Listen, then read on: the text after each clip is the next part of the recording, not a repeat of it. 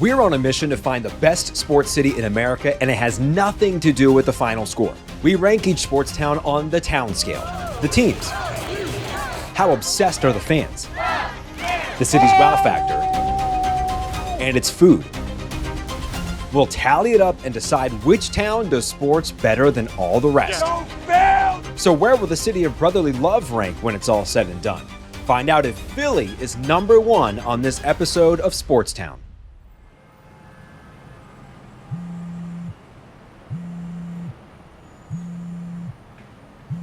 Hey, how are you? I miss you. Yeah. I don't know why people think Philly sports fans are that mean. I don't really understand it. Oh, hold on. I'm getting another call. Ugh. It's him again. I know. It's like we understand you never have plans in October, but we always do every single year. I can't stand him.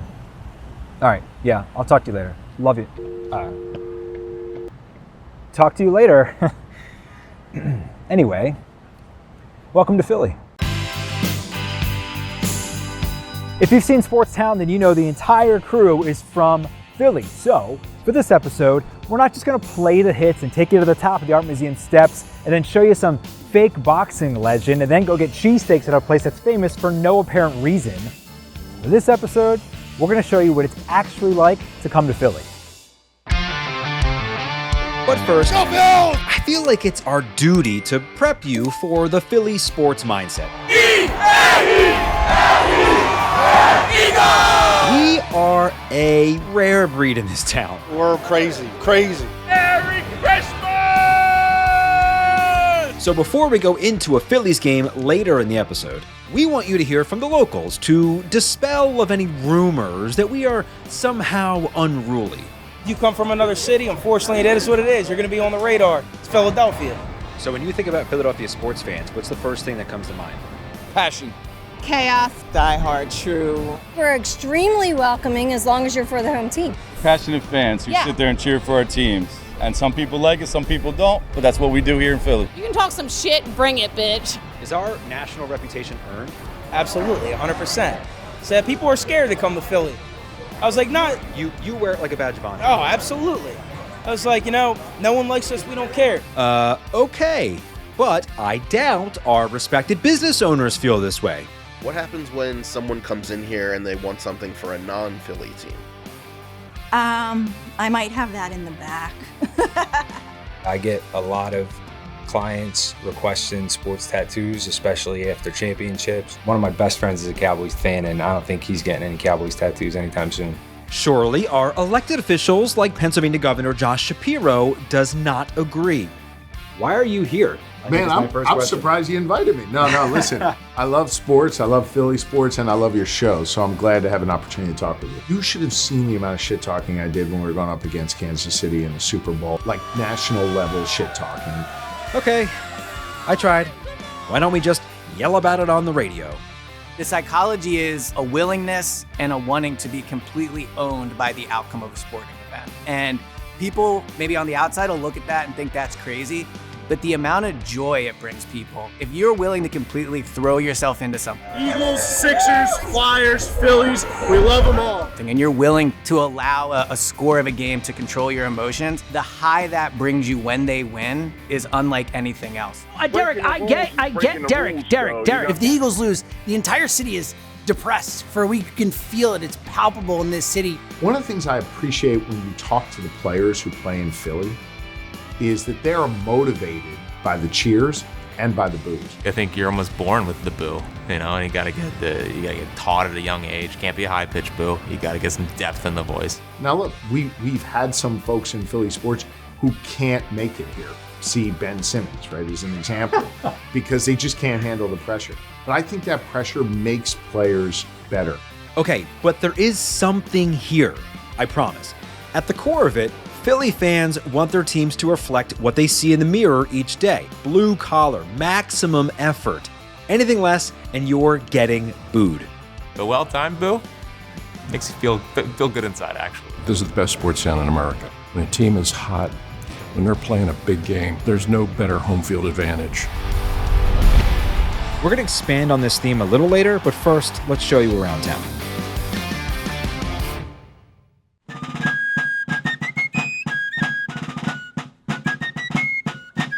We're going back to 1776. As I sewed these stars and stripes, I envisioned a nation where all could live free. Huzzah! The Betsy Ross House is a historic house museum in Old City, Philadelphia. It's one of the most visited historic sites in the country. The house was built in 1740, and Betsy lived here from 1776 to 1779. Betsy's working in her shop when General George Washington walks in. And I mean, this guy is huge. 6'2" in the 1700s? Dude was an absolute unit. Anyway, he asks Mrs. Ross for a new flag, this one featuring 13 stars and 13 stripes. He does pose quite an impressive figure when he stands in the doorway and says, "Mrs. Ross, might I have a word?" "Certainly, General, please, right this way." For I could not work on the flag here in the shop. It is an act of treason. So any officer found out what I was doing, anyone loyal to the crown, to be quite serious for me. So I could only work on the flag upstairs in my bedchamber in the evening, and it took me about a week to make the flag for General Washington. You're never more than just a couple steps from significant American history in Old City, and there's no better person to put a charge in our episode than the guy who literally discovered electricity. Benjamin. Dan. Actually, they call me Dr. Franklin. Of course. She's a real beaut. Oh, she is, indeed. Carpenter's Hall, it's the home of the Carpenters Company of Philadelphia. They had a big party here in 1774 that I missed because I happened to be in London at the time, but it was already what we had as grievances against the British. This was 2 years before we were to declare our independence. I do not remember ever wearing a toga. Oh no, oh weird, okay. But I think they just put those things on our statues so we would look like an advanced society like the Romans and the Greeks and such, you see. Well, you look great. Why, thank you. Yeah. It does favor me, doesn't it? It does, it sure does. Indeed. Tell me more about this building. Well, this is the library of the American Philosophical Society. While still British colonies, we are a growing society, and there's a lot of knowledge that's emanating out of this country, and so we should have some place to keep that knowledge. And it's a society that continues into your time. Didn't you have a famous quote about wine? Oh, well, I said that wine is our way of knowing that God loves us and wants us to be happy. How about a beer instead? Well, just a different crop, Dan. Oh, works for me. Well, hi, I'm Dr. Franklin. This building I would call Independence Hall, but you would call it something a little different. I would call it the State House because that's what it was. And it would eventually become three governments on this square, the city of Philadelphia, the state of Pennsylvania, and the United States of America. And that's, of course, where we signed our Declaration of Independence. Philly's famous for the crafting of the Constitution, of course, but its walls are constantly being updated with fresh ideas. There are over 4,000 murals in the city, making Philly the mural capital of the world. I'm here with David and Jane. Jane is the executive director of Mural Arts Philly. We're going to be taking a look at some of the amazing artwork down Broad Street, the main street in the city of Philadelphia. But Jane, I do want to ask you, there is an inarguable link between sports and arts in this town. Why is that? Every neighborhood has a work of art that speaks to people's hearts and souls and lives. And our teams do the same thing. They make us cheer for our city and we feel good about it. And David, how many murals have you painted throughout the city? About 250. 250. Okay, well, let's go check out one of yours right now. David, you painted this beautiful mural behind us of four of the most famous boxers of all time. And of course, boxing in the city of Philadelphia have a long history. The building it's actually painted on is a venue known as the legendary Blue Horizon, which many of the boxers from Philadelphia fought at. Also this from Rocky when he fights Spider Rico, who was also fought at the Blue Horizon. Jane, we're working our way south. We're now at Broad and Spring Garden for a really beautiful mural. This is by Meg Seligman, a really wonderful artist. It's called Common Threads. The woman that you see up there, that's Tamika, and she is actually a poet. And as the mural was being painted, she wrote this really glorious poem called Common Threads. And it was so nice because then when we restored it, Tamika came back and she read the poem. So the last stop on our tour is actually your newest mural for the great Dick Allen, who was finally just inducted to the Pro Baseball Hall of Fame in July 2025. I know, I love this mural. It's so important. We had this great dedication here just a few weeks ago, and the whole family flew in from California, which was really inspiring.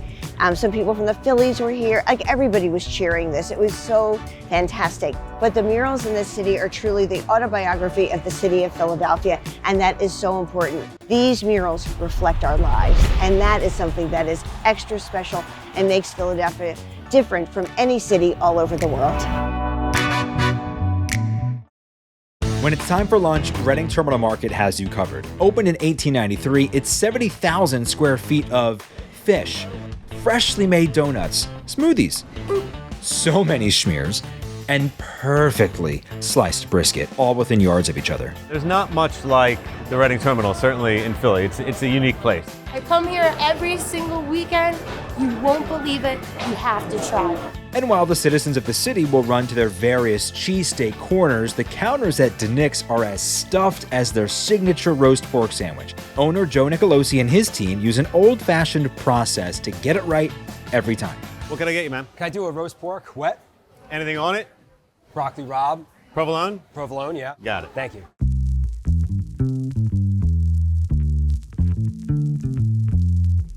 This roast pork's done. Went in the oven 4:30 this morning. This meat was actually prepped yesterday, dry rub, the entire process that we do. Basic seasoning, nothing too fancy. Salt, pepper, garlic, rosemary, little thyme. Perhaps even more crucial than the roast pork itself is the stock that we make. As we're roasting these hams, we're making the stock. You got about 4 to 5 hours of cook time with the meat. That's carrying more of the flavor than the pork itself. And that's kind of what really makes the sandwich what it is. So how many would you say you serve in like a typical lunch hour? These are trade secrets, man, you know. So nothing too complicated here. You just got to make sure that it's thin enough. A little too thick, it's not going to eat well. Thinner than this and it'll shred. All right, that pork's going right in there. Rolls are from Sarcone's, one of the oldest bakeries in Philly. 1 cheese, extra sharp, provolone. Roast pork is thin enough that seconds in, it's ready to go. Get a feel for it. You don't want to overstuff it. You know, the mouthfeel wouldn't be particularly good. I mean, we're probably pushing a half a pound on there, but you want a balance of the cheese and the broccoli rabe if you're getting broccoli rabe. I think if everyone said, make the sandwich wet, it would be a better sandwich. You need a little extra on top. And that's the whole thing. Oh, look at that. There you go, man. That's great. Enjoy. So you guys have been in the market for some time, but your history actually goes back a lot further. My great-grandfather opened a butcher shop in South Philly. He was an immigrant, came from Italy, opened a butcher shop in the 1910s, 7th and Reed in South Philly. My grandfather and his brothers took over that butcher shop in the 1950s. Back of the butcher shop was a garage. They started selling sandwiches out of the back of the butcher shop. So the sandwich goes back to the 50s. DeNick's proper goes back to about 1975. They opened their first spot at 10th and Oregon, and then my dad came here in 1980. Joseph, thank you, man. I'm glad I got it extra wet. My pleasure. I'm really excited for that. Thank you so much for the hospitality. My pleasure. Appreciate it. Thank you, man. All right. Going inside.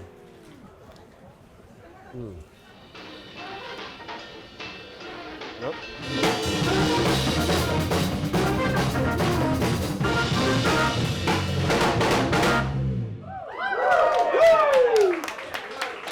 Roast porks and cheese steaks are great. Soft pretzels are nice. But a nightcap at Bob and Barbara's, that is iconic Philly.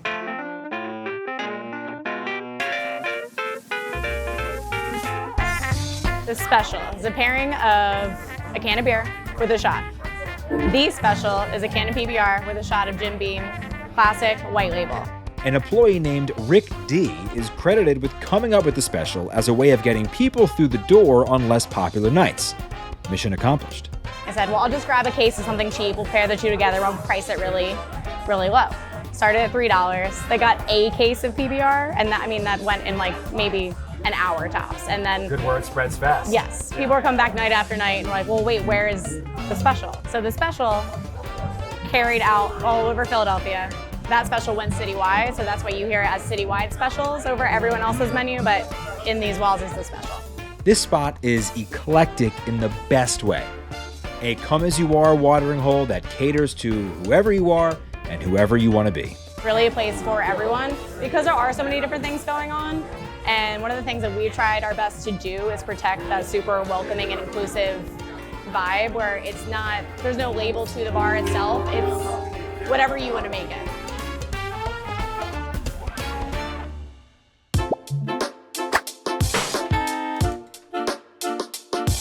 It is a SportsTown FanDuel presented by our best friends at FanDuel, America's #1 sportsbook. I have Demir, I have Colin. Gentlemen, bring it in. We have best 2 out of 3. The winner will win a $100 bonus bet from FanDuel. Are you ready? Let's do it. Okay, first the buzzer in. It gets to answer first. Our first question is, what letter represents the position of the following Philadelphia athletes? Joel Embiid, JT Realmuto, Jason Kelsey. Demir. Center or C? C. Correct. That's it. That's all you need. 1-0 Demir. Okay. All right. You are halfway to $100, my friend. Okay. This one, not sports related. Are you ready? What does SEPTA stand for? Southeastern Pennsylvania Transportation Authority. It's a FanDuel off. A FanDuel off. Let's go, gentlemen.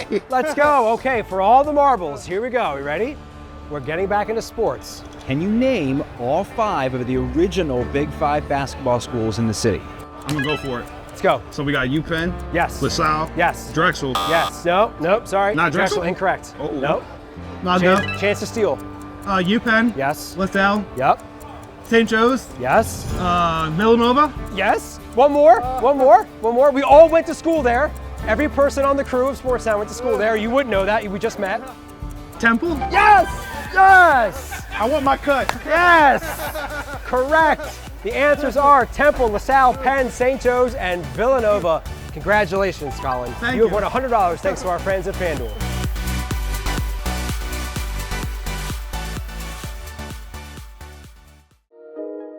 FanDuel is the place to bet all the NFL action live. I mean, you can even bet on a player to catch a pass. And what could be easier than catching a pass? See? I can do this all day long. Easy peasy. Whoa, wow. Okay, you animals, knock it off. That one was on you.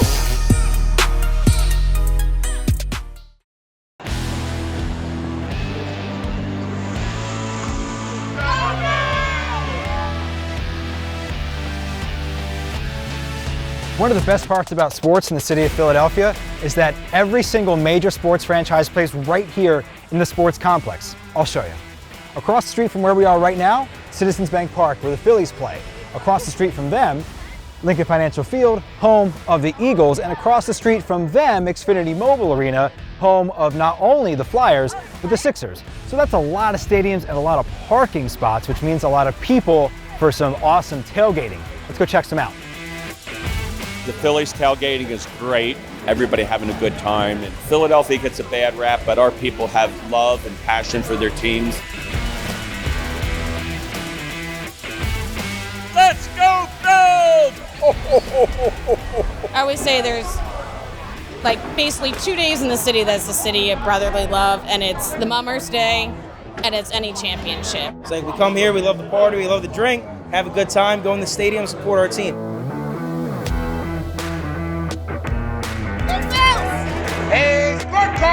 Citizens Bank Ballpark, home of the 2-time World Series champion Philadelphia Phillies. Last time they got to the Fall Classic was in 2022, and, well, that still hurts. What sets Philadelphia apart from a lot of other cities, we're in the heart of South Philly. Passion comes here. Fans from the suburbs come here. Fans from Jersey come here. And there is a lot to do when you arrive. The kids can climb walls, play in a replica version of the field, and you can check your arm for any sign of life. Spoiler alert, there's none. 51, unbelievable. You can also shop, which means a trip to the team store where Francis Winky is the franchise player. That's my favorite part. I get to come up with these designs or explore and develop these items and then bring them to the fans, and when they're happy, I'm happy, and I love it. So I'd love to show you some of what we do.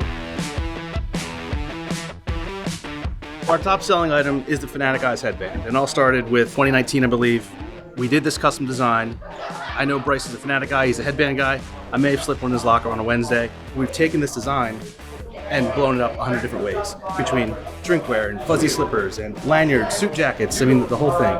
Philly Fanatic is king, and it started with the eyes. Philly is hosting the 2026 All-Star Game, which comes with its own envy-worthy items. So this is a really cool All-Star Game commemorative bat we did with Victus. It's got the National League and American League hits, the silver foil Victus mark down there. Head down to the knob of the bat. We got the ring the bell and the 2026 font. This is swingable art right here. So MLB ballparks are always kind of pushing the boundaries of what could be considered ballpark food. And the Phillies have nailed it this year with the s'mores quesadilla. It's been lighting up social all year, and they're going to show us how you make it. It's a 12-inch flour tortilla. We spread some Nutella on there with the marshmallows, some graham cracker crumble, flip, buttery goodness. All right, so I think we're ready to go. We'll bring it over here, give it a nice little slice. And there you have our s'mores quesadilla. Look at that. Oh yeah, really good, really hot. Yep. So next up is the burnt end cheesesteak. Yeah, that was good. What do you have? Want to bite with bread or no? I'm kind of watching my calories. Yeah, me too. That's why I'm Yeah, yeah. Some of you probably remember Rob. This is Rob from our Lexington episode. He's here for every episode, but he's going to help us dive into the Kyle cutlets. Yeah, that looks beautiful. There's a hot honey component here. That's really nice. Sweet and savory. Love that. Yeah. I love yeah. the honey. This is for you, buddy. Not our Kyle. Kyle Schwarber. Looking for a bathroom. Bathroom. Oh, hey, there he is. All right, have a great game. Come on over, goddamn Philly! We're traveling around the country. We left April 30th. It's a 5-month trip. We're traveling in our RV with our dogs, and we are seeing all 30 Major League Baseball stadiums. Philadelphia is great. We love it. We did a little touring today. Went and saw the Liberty Bell and Independence Hall. One of the best spots to hang out in Citizens Bank Park is Ashburn Alley. It is 650 feet from the left field foul pole all the way out to right center field. It is shopping, it is restaurants, it is everything that's great about baseball. Right up here, the All-Star Game coming to the city of Philadelphia in 2026, but that's not all. 2026 is going to be a huge year for Philadelphia. You have not only the MLB All-Star Game, but you also have the PGA Championship being played at a Ronimink golf course and the FIFA World Cup across the street at Lincoln Financial Field. Let's go upstairs. This is bloodline kind of stuff. We live and breathe baseball, sports. Phil's down right now 8-2, but you know when you play 162, you're not going to win every game. It's okay. Beautiful day. I mean, you hear the boos right now, right? We want the most out of our teams and our players. I think this can get a little bit wild sometimes, but I think it comes from a good place. Yes, that's it, isn't it? I said at the beginning of the episode we would come back to this. Philly fans are passionate. Can they be crazy? Sure. Unorthodox? Yeah, probably. But you tell me if that sounds like any other group in your life. If somebody else talks about your mom, it's an issue, but you can say something about your mom, and I feel like it's the same way. Like, yeah, we can say we're pissed and blah, blah, blah, but you're not going to talk about our team. One big city, one big family. I think you'd realize that once you get here. We expect the most out of a family member because we love them.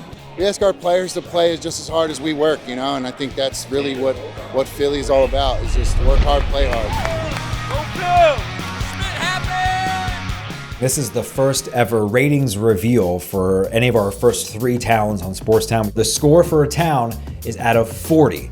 They are your team, the obsessiveness of your fan base, the wow factor of your city, and how good is your nosh, how good's your food. Philadelphia, on the town scale, number 1, T as for team. We are giving you out of 10 an 8. 4 major sports programs, not a ton of championship success, so an 8 out of 10 for team. The obsession level of the fan base, pretty obvious that our fans are insane and crazy. A 9.3, which is a huge number. Like, I'm gonna just be honest with you. We're not gonna be giving out a lot of 10s. The wow factor of the city, a 7.1. Is it low? Maybe it's low. If it's low, tell us in the comments. Now the nosh. I love a good roast pork. I think roast pork is actually better than any cheesesteak in the city. A lot of people think that's a divisive, a controversial take. I think they're wrong. A roast pork from DeNick's that has been voted the best sandwich in America a couple times, 8.6. That's a total score of 33 points out of 40. How does that compare to the rest? After 3 cities, Philadelphia is #1, behind Lexington, Kentucky at 31.2 and Savannah, Georgia at 30.5. So Philly's got the crown for now, but I'll tell you right now, our next episode coming out soon is from Kansas City, Missouri, and I think Kansas City may give Philly a run for its money. Please like, comment, share, subscribe on YouTube to our content, follow us on social media. Thanks for watching, and we will see you next time. You got me started. I won by 1 vote. It's because of you, I guess. That 1 vote. Wow. Put that on your resume. Did you really win by 1 vote? No.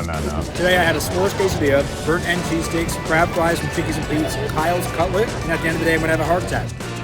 2 of those, we'll go here, and then we'll do our little belly bump. So we go like this, like, perfect.